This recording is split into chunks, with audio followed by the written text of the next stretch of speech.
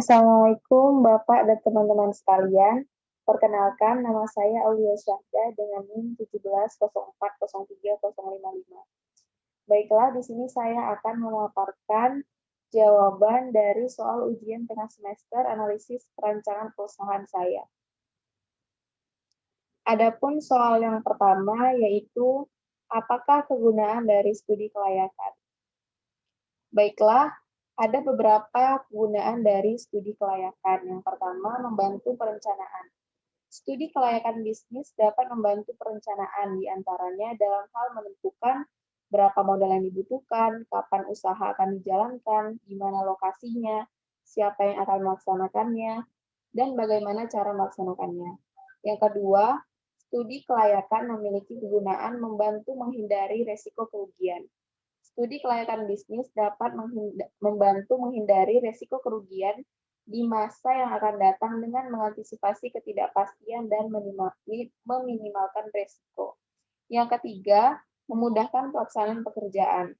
Adanya rencana yang telah disusun dapat memudahkan dalam pelaksanaan usaha, karena dapat dijadikan acuan dalam mengerjakan setiap tahap usaha, sehingga suatu pekerjaan dapat dilakukan secara sistematis dan dapat mencapai sasaran yang diinginkan.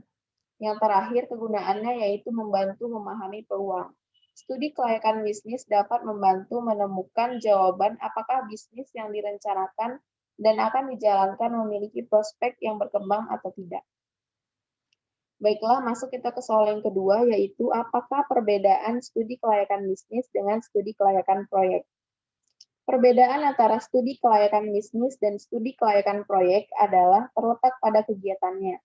Studi kelayakan bisnis lebih fokus pada bisnis atau kegiatan bisnis, seperti pemasaran, teknis, keuangan, serta sosial ekonomi. Sedangkan studi kelayakan proyek lebih fokus pada proyek yang bersifat investasi. Studi kelayakan bisnis merupakan suatu penelitian tentang berbagai aspek yang meliputi aspek hukum, aspek sosial, ekonomi, dan budaya, aspek pasar dan pemasaran, aspek teknis serta teknologi, hingga aspek manajemen dan keuangannya. Yang semuanya itu digunakan sebagai penelitian studi kelayakan dan hasil penelitian tersebut digunakan untuk mengambil sebuah keputusan. Apakah bisnis ini dapat dikerjakan, ditunda, atau malah dihentikan. Sedangkan studi kelayakan proyek merupakan penelitian tentang bisa atau tidak bisanya suatu proyek atau proyek investasi dilaksanakan dengan berhasil.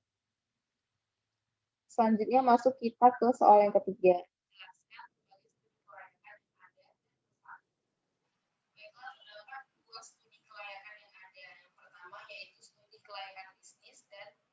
Studi kelayakan proyek. Studi kelayakan bisnis. Penelitian yang menyangkut berbagai aspek baik, itu dari aspek hukum, sosial, ekonomi, dan budaya, aspek pasar dan pemasaran, aspek teknis dan teknologi, sampai dengan aspek manajemen dan keuangan. Di mana itu semua digunakan untuk dasar penelitian studi kelayakan dan hasilnya digunakan untuk mengambil keputusan apakah proyek itu atau bisnis tersebut layak untuk dijalankan atau tidak. Yang kedua, ada studi kelayakan proyek, yaitu penelitian tentang dapat atau tidaknya suatu proyek, biasanya merupakan proyek investasi, yang dilaksanakan dengan berhasil atau tidaknya. Adapun manfaat dari studi kelayakan bisnis, yaitu yang pertama mempermudah perencanaan bisnis, yang kedua memperkecil resiko kerugian, yang ketiga mempermudah pengawasan dan pengendalian, yang keempat membantu memahami peluang. Selanjutnya, manfaat studi kelayakan proyek yaitu memberikan informasi kepada decision maker dalam rangka memutuskan dan menilai alternatif proyek investasi yang akan dilakukan. Masuklah kita ke soal yang keempat, yaitu jelaskan aspek-aspek dalam studi kelayakan. Yang pertama, ada aspek hukum dan legalitas. Yang kedua, aspek ekonomi dan budaya. Yang ketiga, aspek pasar dan pemasaran. Yang keempat, aspek manajemen. Yang kelima, ada aspek keuangan. Dan yang terakhir, ada aspek teknis dan teknologi. Aspek hukum dan legalitas.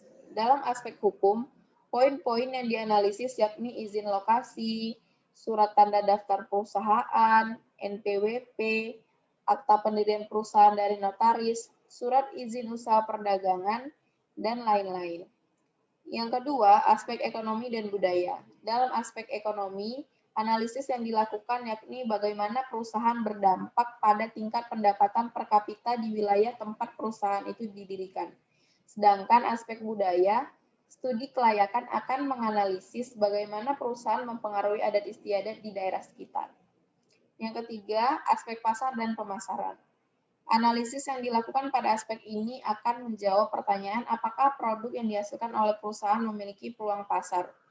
Untuk menjawab pertanyaan tersebut, ada beberapa hal yang harus diperhatikan, yakni potensi pasar, jumlah konsumen, daya beli masyarakat, segmentasi, situasi persaingan di industri tersebut, dan lain-lain. Selanjutnya ada aspek manajemen. Dari semua aspek yang dianalisis, aspek manajemen memiliki cakupan yang sangat luas. Hal ini dikarenakan semua hal yang berhubungan dengan operasional perusahaan ikut ke dalam kategori aspek manajemen, mulai dari manajemen sumber daya hingga finansial perusahaan.